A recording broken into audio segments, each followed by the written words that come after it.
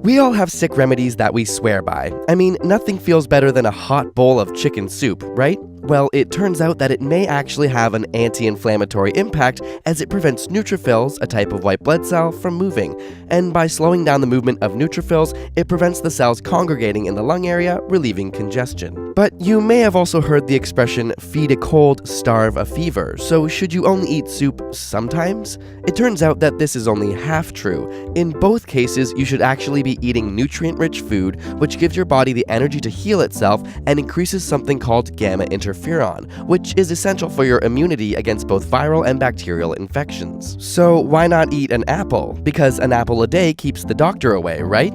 Well, to a degree. 100 grams of apple contain the same antioxidant power as 1500 milligrams of vitamin C, which has been shown to inhibit the growth of both liver and colon cancerous tumors. Their peels, which are rich in flavonoids, are also linked to a reduced risk of coronary heart disease. So while it may be associated with less visits to the doctor, and as a preventative medicine for your overall health, its impact on the common cold is still debated. So what about just taking lots of vitamin C, whether in the form of lemons, other foods, or pills? It turns out in a double-blind study, it didn't reduce the incidence of the common cold. However, it did significantly reduce the length of colds. This may be due to the increased growth in T cells, which are white blood cells involved in your immune response, as well as an increased production of interferon, which causes virus-infected cells to ramp up their antiviral defenses. If you're in need of some immediate relief for a cough or sleeping difficulty from a respiratory infection, honey has your back.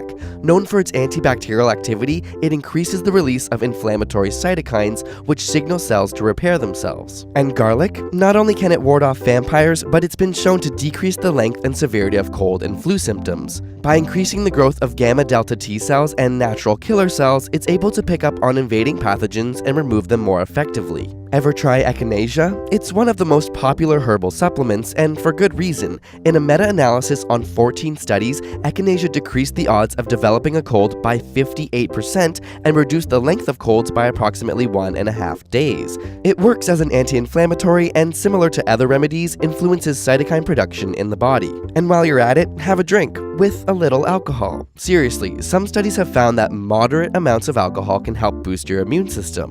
But before you crack a bottle open, consider that heavy drinkers were found to have the weakest immune systems. If all else fails, water, rest, and time are surefire contributors to recovery. So which sick remedies are just plain old false then? We break down the top sick myths you thought were true in our new ASAP Thought video and use scientific research and evidence to debunk them.